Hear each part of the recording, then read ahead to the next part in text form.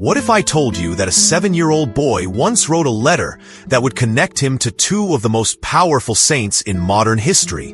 What if this same child, through his innocent words, revealed a spiritual maturity that would prophesy his own sainthood decades before the world ever knew his name?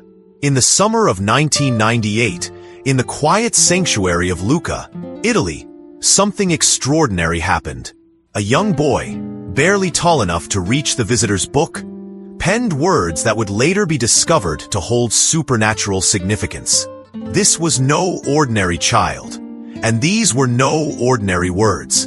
The place was the tomb of Saint Gemma Galgani, a mystic saint known for her stigmata and profound spiritual visions. The date was August 6th, the Feast of the Transfiguration, and the child, Carlo Acutis, who at just 7 years old, would write something that still gives believers chills today. Picture this scene. A small boy, his hand barely able to grip the pen properly, leaning over an ancient visitor's book. Around him, the sacred silence of the sanctuary. Above him, the tomb of a saint who had experienced Christ's wounds upon her own flesh. And within him, a spirit that seemed to understand mysteries far beyond his tender years. What Carlo wrote that day was not a typical child's scribble or innocent drawing. Instead, he penned words that revealed a soul already walking in the footsteps of saints. Words that spoke of guidance, of courage in the face of fear, and of a divine friendship that transcended the boundaries between heaven and earth. Come vedimi lascio guidare da te. Ho pora, ma la pora non mi fermera, ma tu seguita a starmi vicino insieme a Padre Pio, vi voglio un sacco di bene. Carlo, these words, written in a child's handwriting, translate to something that would make even the most seasoned spiritual director pause in wonder. As you can see, I let myself be guided by you. I am afraid, but fear will not stop me. But you continue to stay close to me together with Padre Pio. I love you so much. Carlo, think about this for a moment.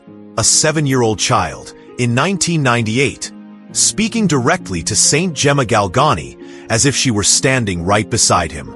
Not only that, but invoking Padre Pio as well, creating a spiritual triangle of intercession that would define his entire life's journey toward holiness. But what makes this letter even more remarkable is what it reveals about Carlo's spiritual maturity at such a young age. Here was a child who understood fear, acknowledged it honestly, yet declared with prophetic confidence that fear would not be his master. Here was a boy who already knew that the saints were not distant historical figures, but living companions on his spiritual journey. The significance of this moment becomes even more profound when we understand who these saints were that young Carlo called upon. Saint Gemma Galgani, known as the Daughter of Passion, was a mystic who bore the wounds of Christ in her own flesh. She lived a life of extraordinary suffering, yet radiated joy and love that drew thousands to deeper faith. Padre Pio, the beloved Capuchin friar, also bore the stigmata for 50 years and became one of the most venerated saints of modern times. His life was marked by miraculous healings, bilocation, and an uncanny ability to read souls in the confessional. And now, connecting these two powerful intercessors, was a child who would himself become a saint, Carlo Acutis, who at 7 years old already understood that the spiritual realm was not separate from his daily life, but intimately woven into every moment of his existence. What's truly astounding is that this letter was not written during a moment of particular crisis or spiritual awakening that we might expect from such profound words. Carlo was simply visiting the tomb with his family, yet something moved him to communicate with Saint Gemma as if she were his closest friend. The phrase, "I am afraid, but fear will not stop me," would prove to be prophetic. Throughout his short life, Carlo would indeed face fears. The fear of standing up for his faith in a secular world, the fear of being different from his peers, and ultimately, the fear that comes with facing a terminal illness at just 15 years old. Yet true to his 7-year-old promise, fear never stopped him. Instead, it seemed to propel him toward greater acts of faith and love. The boy who wrote those words would grow up to create a virtual museum of Eucharistic miracles, would spend hours in Eucharistic adoration, and would use modern technology to spread ancient truths about the Catholic faith.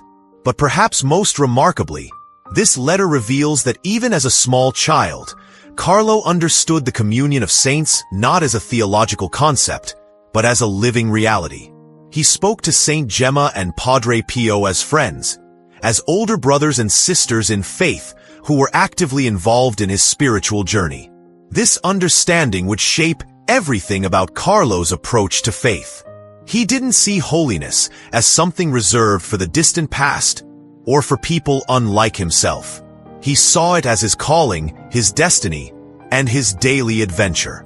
The saints were not museum pieces to be admired from afar, but companions on the path to heaven who were eager to help anyone willing to ask for their assistance. The letter also reveals Carlo's remarkable humility. Even at 7, he acknowledged his need for guidance, his willingness to be led rather than to lead.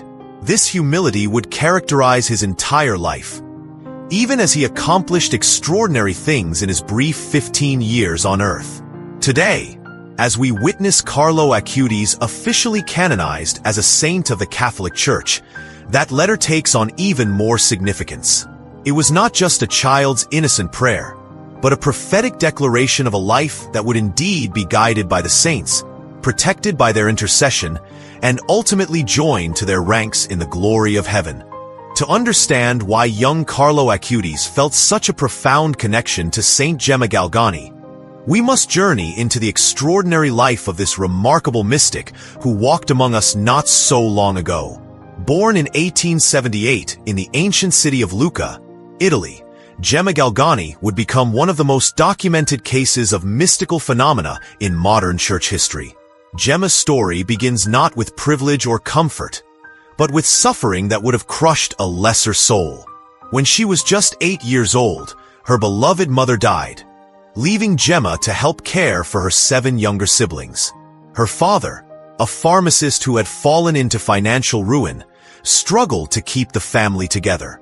By the time Gemma reached 19, she had lost both parents and found herself virtually penniless, dependent on the charity of others.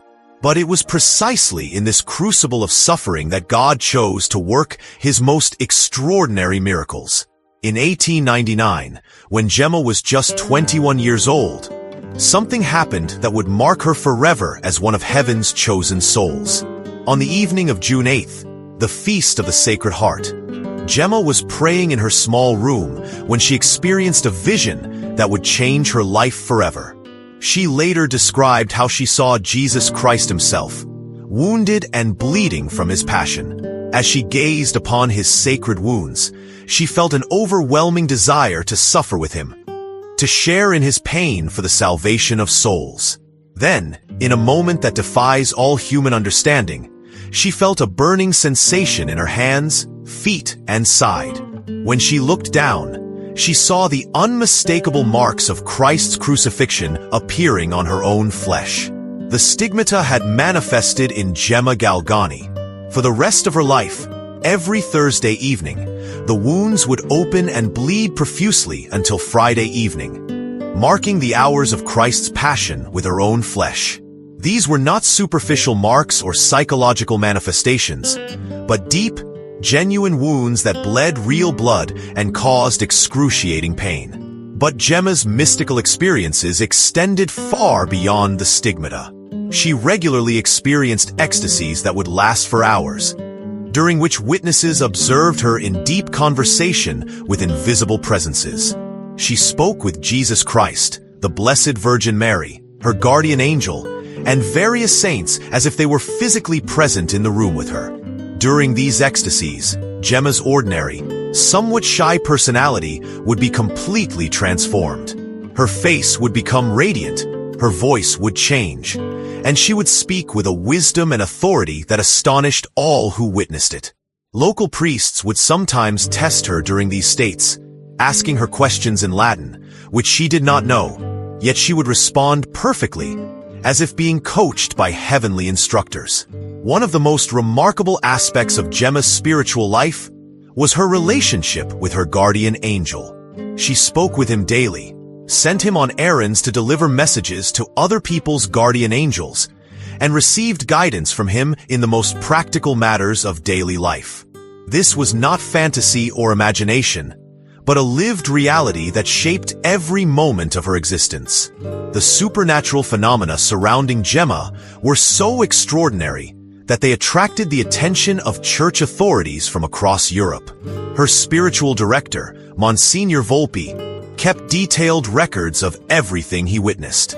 He documented not only the stigmata and ecstasies, but also instances of bilocation, where Gemma appeared to people in distant locations while her physical body remained in Lucca. There were also numerous accounts of miraculous healings associated with Gemma's intercession. Even during her lifetime, people would come to see her, touch her stigmatized hands, and leave completely cured of ailments that doctors had declared incurable.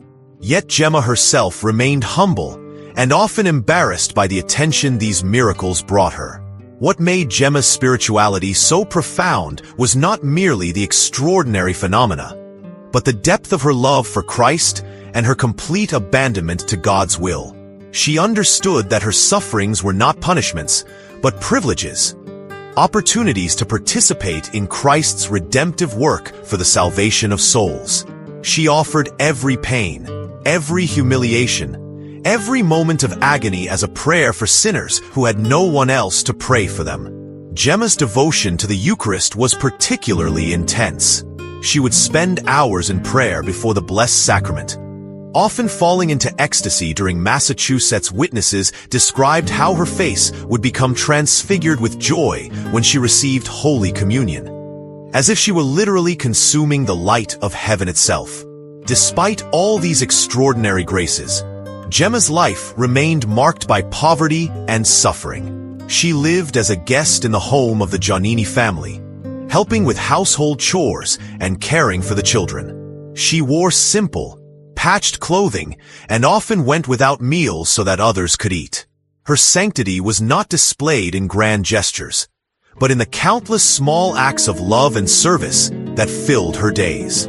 As her health began to fail from tuberculosis, Gemma's spiritual intensity only increased. She knew that her time on earth was short, and she poured herself out completely in prayer and suffering for the conversion of sinners.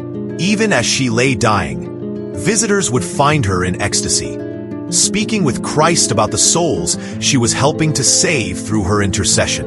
On April 11th, 1903, at the young age of 25, Gemma Galgani breathed her last breath.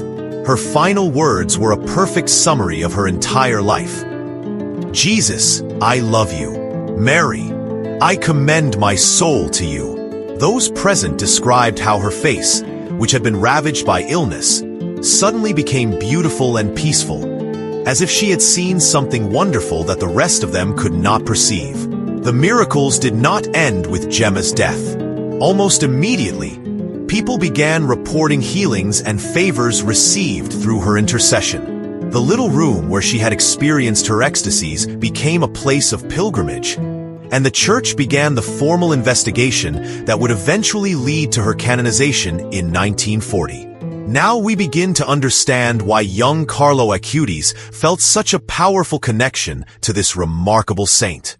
Like Gemma, Carlo understood that true holiness is not found in extraordinary phenomena, but in complete surrender to God's will and total love for Christ in the Eucharist.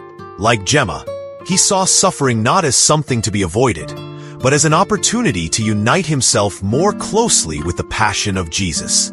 When 7-year-old Carlo wrote his letter at Gemma's tomb, he was not simply addressing a historical figure, but reaching out to a saint who understood the cost of discipleship and the joy that comes from saying yes to God, no matter the price.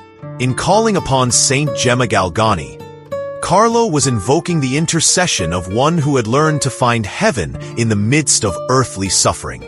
When young Carlo Acutis mentioned Padre Pio alongside Saint Gemma in his mystical letter, He was invoking perhaps the most documented and witnessed saint of the 20th century. Born Francesco Forgione on May 25, 1887, in the small town of Pietrelcina, Italy, this humble Capuchin friar would become a living miracle that drew millions of pilgrims from around the world to witness the supernatural made manifest in human flesh. Francesco's calling to religious life became evident early in his childhood.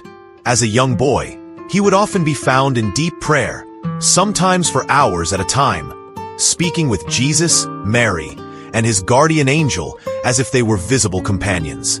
His family noticed that he seemed to live simultaneously in two worlds, the earthly realm of daily life and the heavenly realm of constant divine communion. At the age of 16, Francesco entered the Capuchin novitiate and took the name Pio, meaning pious.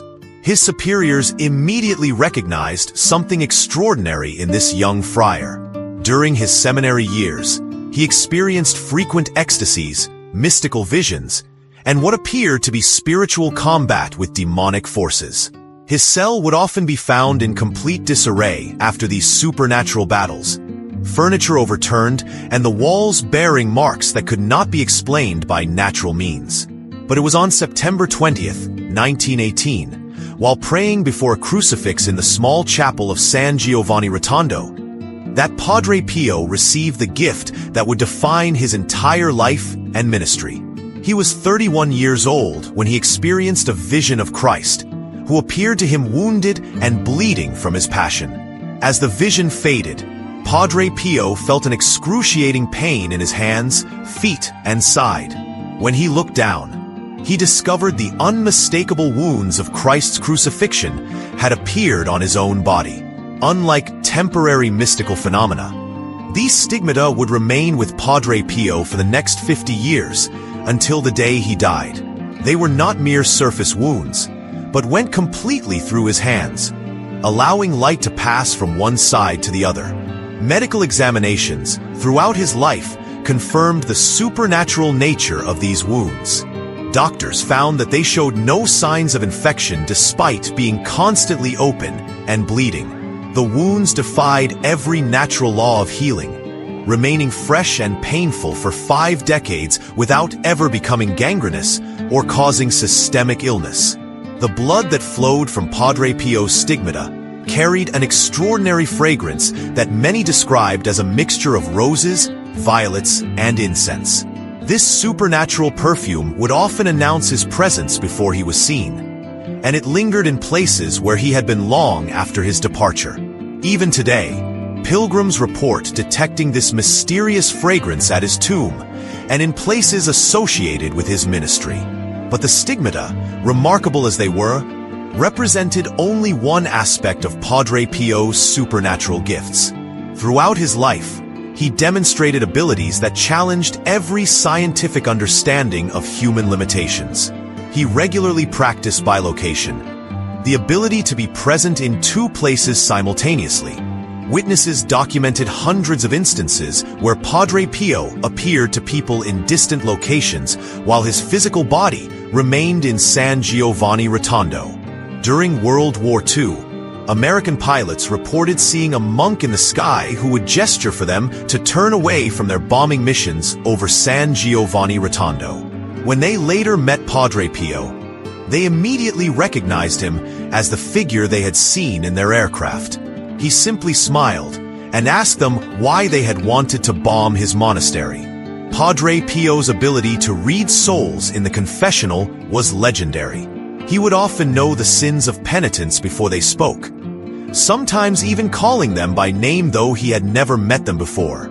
He would refuse to give absolution to those who were not truly repentant, but would welcome back those who showed genuine sorrow for their sins, no matter how grave those sins might be. Thousands of documented healings occurred through Padre Pio's intercession during his lifetime. The sick would travel from around the world to attend his Mass or receive his blessing, and countless miraculous cures were recorded. What made these healings even more remarkable was Padre Pio's complete indifference to them. He would often become annoyed when people focused more on seeking physical healing than spiritual conversion. His celebration of Mass was particularly extraordinary. What normally took 30 minutes would extend to several hours when Padre Pio was the celebrant. Witnesses described how he would often pause for long periods during the consecration, apparently experiencing visions of Christ's passion. Tears would stream down his face, and the wounds in his hands would bleed more profusely, staining the altar linens with his sacred blood. The supernatural phenomena surrounding Padre Pio attracted the attention of church authorities, who subjected him to numerous investigations throughout his life. In 1931, the Holy Office imposed severe restrictions on his ministry, forbidding him to say Mass in public or hear confessions. This period of trial lasted nearly 2 decades, during which Padre Pio accepted the Church's decision with complete obedience, never complaining or defending himself. It was only in 1933 that Pope Pius XI began to lift these restrictions, and by the 1950s, the Church fully recognized the authenticity of Padre Pio's mystical gifts. Pilgrims from around the world flocked to San Giovanni Rotondo to witness this living saint. Among them were countless bishops, cardinals, and even future popes who came seeking his counsel and blessing. What made Padre Pio's holiness so compelling was not merely the extraordinary phenomena, but his complete dedication to the sacramental life of the Church. He spent up to 16 hours a day in the confessional, hearing the sins of penitents and offering them the mercy of God. His spiritual counsel was sought by theologians, philosophers, and ordinary faithful who recognized in him a direct conduit to the divine. Padre Pio also demonstrated remarkable prophetic gifts. He accurately predicted the date of his own death, the election of certain popes, and various world events. He warned people of impending dangers and guided them away from spiritual and physical harm through his supernatural knowledge. His devotion to the Blessed Virgin Mary was intense and childlike. He prayed the Rosary constantly and encouraged others to seek Mary's intercession in all difficulties. Many of his mystical experiences involved visions of the Madonna, who appeared to him as a loving mother guiding her son through the trials of his extraordinary vocation.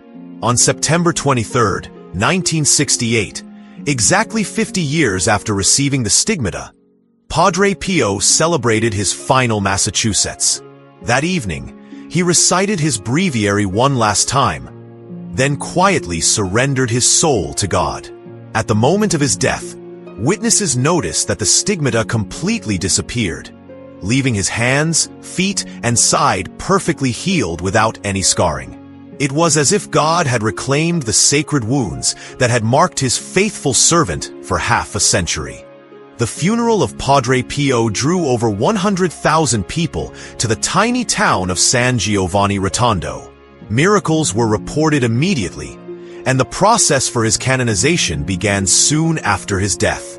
Pope John Paul II beatified him in 1999 and canonized him in 2002, declaring him Saint Pio of Pietrelcina. Now we can understand why young Carlo Acutis felt such a profound connection to this remarkable saint. Like Padre Pio, Carlo understood that true holiness requires complete surrender to God's will, even when that will involve suffering. Like Padre Pio, he saw the Eucharist as the center of all spiritual life. And like Padre Pio, he recognized that modern technology and ancient faith could work together to bring souls closer to God. When Carlo wrote his letter in 1998, Padre Pio had been dead for 30 years, yet the boy spoke to him as if he were a living friend and protector. This reveals Carlo's profound understanding of the communion of saints, the reality that death does not separate us from those who have gone before us in faith, but only transforms the nature of our relationship with them. In calling upon both Saint Gemma Galgani and Saint Padre Pio, 7-year-old Carlo was invoking two of the most powerful intercessors in heaven, two saints who had borne the wounds of Christ in their own flesh and offered their sufferings for the salvation of souls. He was asking them to guide him on his own journey toward holiness, never knowing that he himself would one day join their ranks as a canonized saint of the Catholic Church. Now we come to the most extraordinary part of this divine tapestry. That 7-year-old boy who wrote those prophetic words at St. Gemma's tomb in 1998 would himself fulfill every promise contained within that mysterious letter.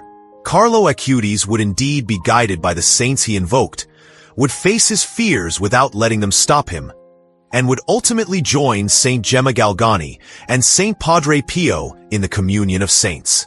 Born on May 3, 1991, in London to Italian parents, Carlo Acutis seemed destined from birth to bridge the ancient and the modern, the timeless truths of faith and the cutting-edge possibilities of technology. His family moved to Milan when he was still an infant, and it was there that his remarkable spiritual journey would unfold. From his earliest childhood, Carlo displayed an extraordinary attraction to the Eucharist. Even before his first Holy Communion at age 7, he would insist on visiting churches whenever the family traveled. He seemed to understand instinctively that Jesus was truly present in the tabernacle, and he would spend long periods in silent adoration before the Blessed Sacrament. It was precisely this deep Eucharistic devotion that connected Carlo to the spiritual legacy of both Saint Gemma and Padre Pio. Like these great mystics, Carlo understood that the Mass was not merely a symbolic meal, but the actual representation of Christ's sacrifice on Calvary. He attended daily Mass whenever possible and spent at least an hour each day in Eucharistic adoration. But Carlo's genius lay in recognizing how modern technology could serve this ancient devotion. While his peers were using computers for games and entertainment, Carlo was using his extraordinary programming skills to create something unprecedented: a comprehensive virtual exhibition of Eucharistic miracles from around the world. Working entirely on his own, Carlo researched and documented over 130 church-approved Eucharistic miracles spanning 2 millennia.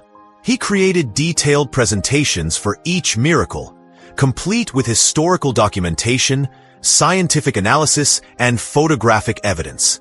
His goal was simple yet profound: to help people understand that the same Jesus who performed miracles in biblical times continues to work miracles in the Eucharist today.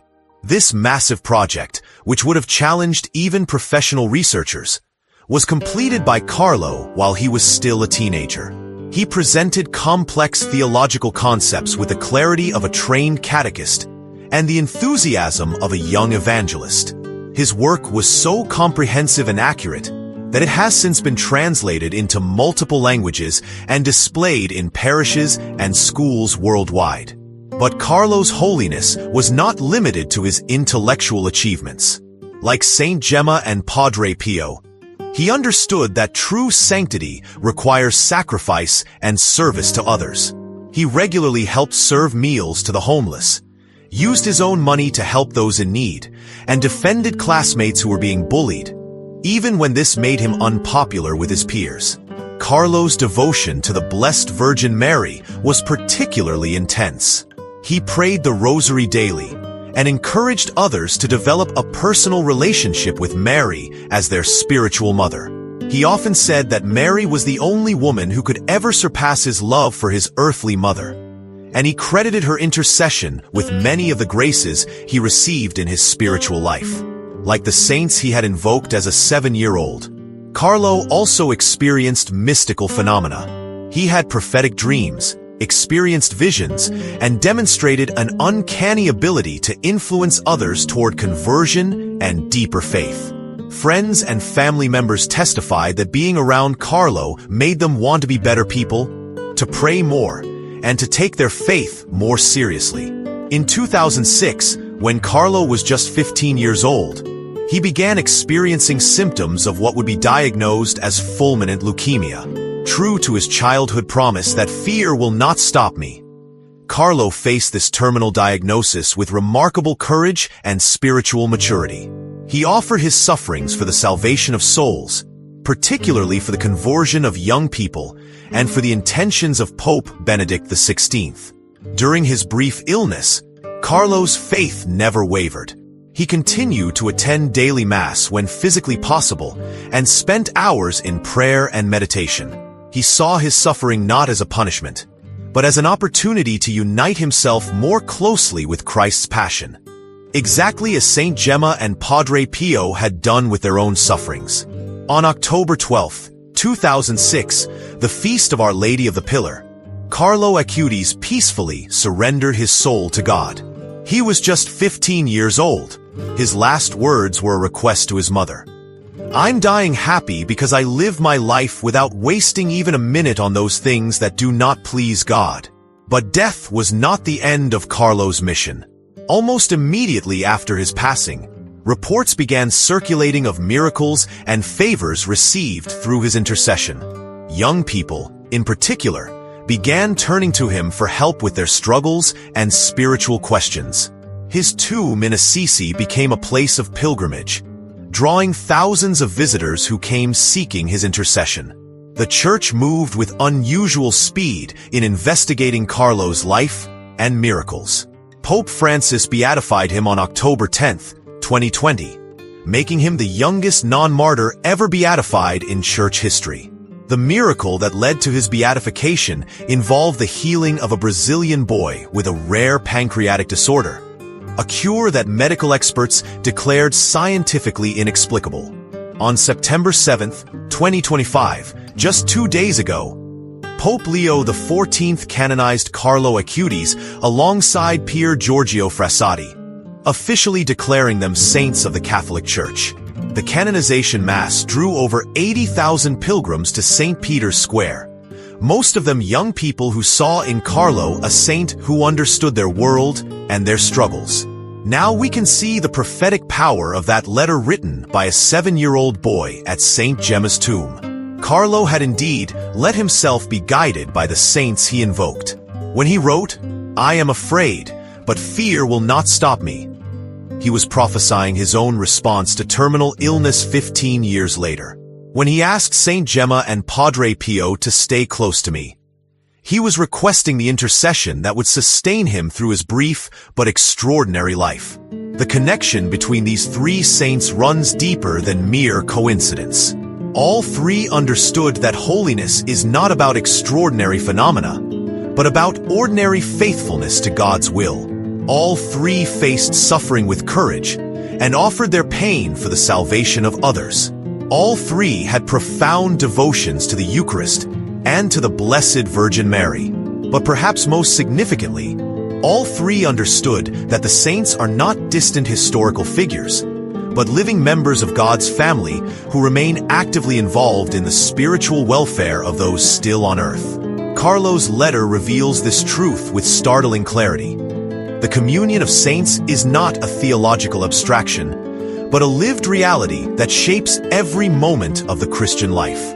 Saint Carlo Acutis now joins Saint Gemma Galgani and Saint Padre Pio as a powerful intercessor for all who struggle with fear, illness, or the challenges of living faithfully in a secular world. His message to young people everywhere is the same message he wrote as a 7-year-old. We may be afraid, but fear need not stop us when we have the saints as our companions and guides. Today, as we conclude this remarkable story of divine providence and prophetic fulfillment, let us turn to these three great saints with confidence and trust. Let us ask for their intercession, knowing that they who bore witness to Christ's love in such extraordinary ways continue to bring that love to all who call upon them in faith. Let us pray together now, closing our eyes and opening our hearts to the power of their intercession.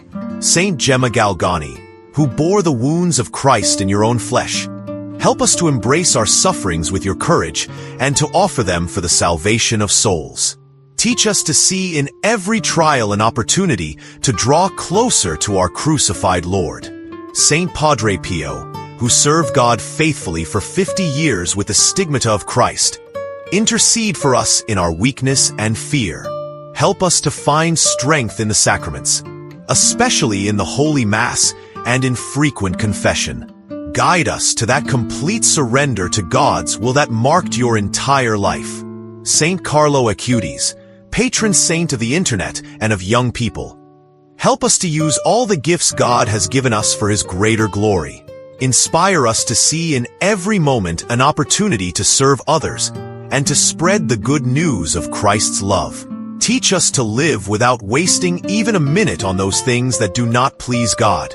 All three of you holy saints, who now enjoy the beatific vision in heaven, pray for us who still struggle on this earthly pilgrimage. Obtain for us the graces we need to live as faithful disciples of Christ, to face our fears with courage, and to respond to God's call with the same generosity that marked your own lives. Through your powerful intercession, may we too one day join you in the eternal worship of the Lamb who was slain for our salvation. Amen. If this story has touched your heart and strengthened your faith, we invite you to join our community of believers by subscribing to Voices of the Saints. Together, let us continue to discover the extraordinary lives of those who have gone before us in faith, finding in their stories the inspiration and guidance we need for our own journey toward heaven. Ring the bell for notifications, and may God bless you abundantly through the intercession of all His saints.